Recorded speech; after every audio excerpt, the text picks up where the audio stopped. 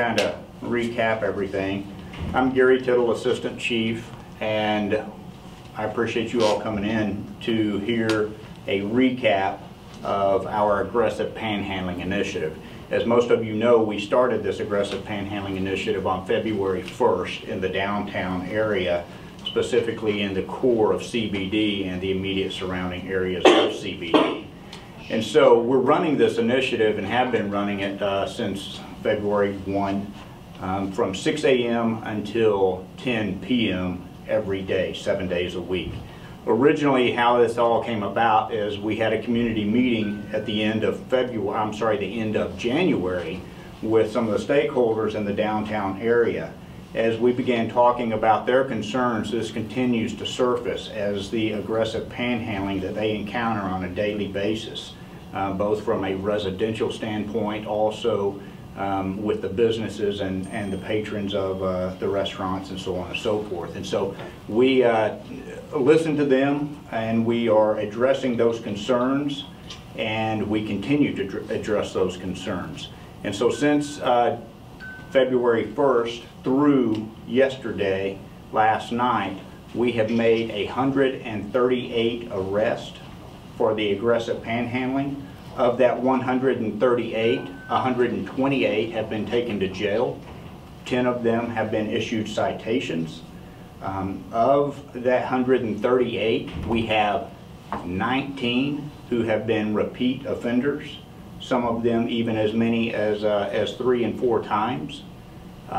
In addition to that, we have looked at their criminal histories, and of that 138, 33 of them have violent criminal history convictions.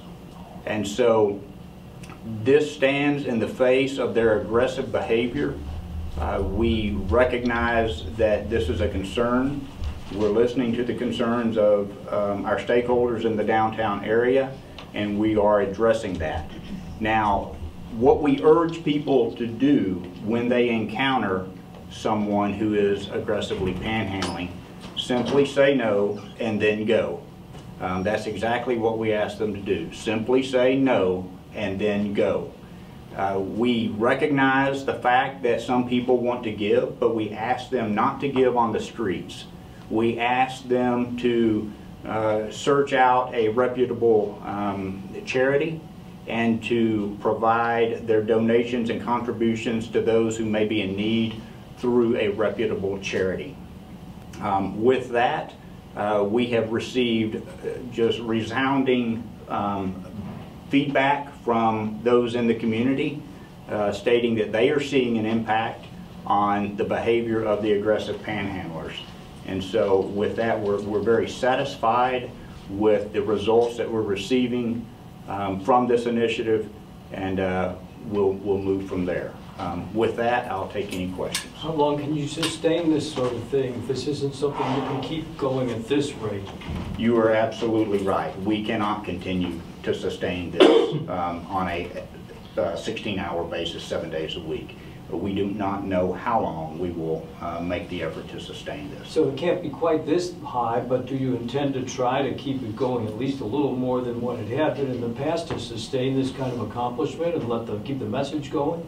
We hope to make this initial hit, and again, we don't know how long we will continue the level of the initiative that we're moving at right now, but we anticipate after we complete the level in which we're doing right now, that we will do some type of maintenance order on a smaller scale to try and continue some sort of an impact. How much longer will it be this 16 hours a day? A couple more days? Or we have not made that decision yet. Is there any particular area within downtown where most of these panhandlers are caught, or is it spread out? It's pretty much spread out, and we're seeing it's actually moving as the initiative is moving forward.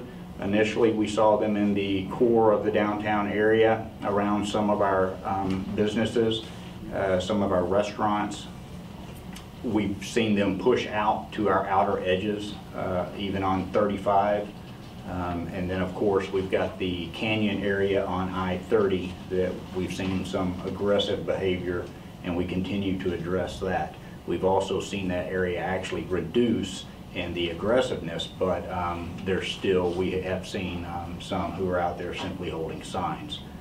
But we have seen a significant reduction in the aggressive behavior there on the roadways. Have any of them had to be taken to Green Oaks? We have had some that we have taken them for some assistance beyond what we would anticipate, yes. Do you know how many of them? I don't have that count right now. If it does go away, is there plans to bring it back in its entirety? Should the need arise? We're going to play it by ear to some degree and see what the needs are and just what the staffing capabilities are. Is there a way that tourists that have no idea that this is going on, like, get notified of this information? Because they get here and they'll just be with their, they're good-hearted and they'll say, oh, okay, but they don't know that it's a huge, issue that other people live here have. For Like residents or tourists. Yeah, tourists? tourists that come to downtown and they just think it's just, I'm helping somebody out there. Right. I don't know that we put anything out for tourists or residents. I think our residents are fully engaged in conversation with us, so they understand it. They see what's going on, and they also see the response that we're providing.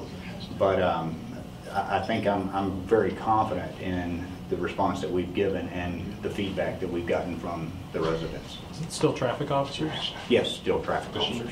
Are you looking at, if you continue it, are you looking at replacing them or just keeping them on that? We will end up looking at maybe a patrol division or someone else doing some maintenance on that, maybe our CBD officers. We're just not certain at this time. Again, we want to see where this leads us and how much of an impact we can make out of what we've got right now. Are there any other agencies involved with you guys, like DART maybe? Or we've worked with DART, and we continue to work with DART in the downtown area around the train stations and bus stops. They are a great partner of ours, and always, we're confident they always will be. You use the term aggressive panhandling. Can you describe what an aggressive panhandler is as opposed to somebody who's not aggressive? Yeah, the non-aggressive is simply standing there with their hand out, whether it be a cup or a sign. But the aggressive panhandler is the one in your face, blocking your path, going down the sidewalk, moving out from the shoulder of the roadway, getting into the roadway, aggressively approaching your vehicle while you're slowly moving in traffic, maybe even at a stoplight, coming out to the car, the one who shouts obscenities to you and gets in your face when you do not give. Have there, in addition to the panhandling arrests, when you catch the people, do they have anything else on them that you've also been able to, drugs or anything like that, possession? Well, I will say we're not seeing the drugs on the panhandlers, but I will say that we have had, I believe it's been 19 with outstanding warrants as we have encountered them. Can you kind of recap what resources you did apply to this from the start? I didn't cover it initially, and so I don't recall exactly what the details were about how many people you had and what the effort was. We've actually taken, and it fluctuates day by day, but we've taken some of our motorcycle officers and we've pulled them down because they're very mobile on their bikes, but we've also put them in cars, and we're utilizing a paddy wagon at times as well. So the staffing number fluctuates on day by day, but we're pulling most of our resources from some motorcycle officers. A dozen? 10, Oh, no, 5, no, but it's going to be 5 to 7. All right, thank you.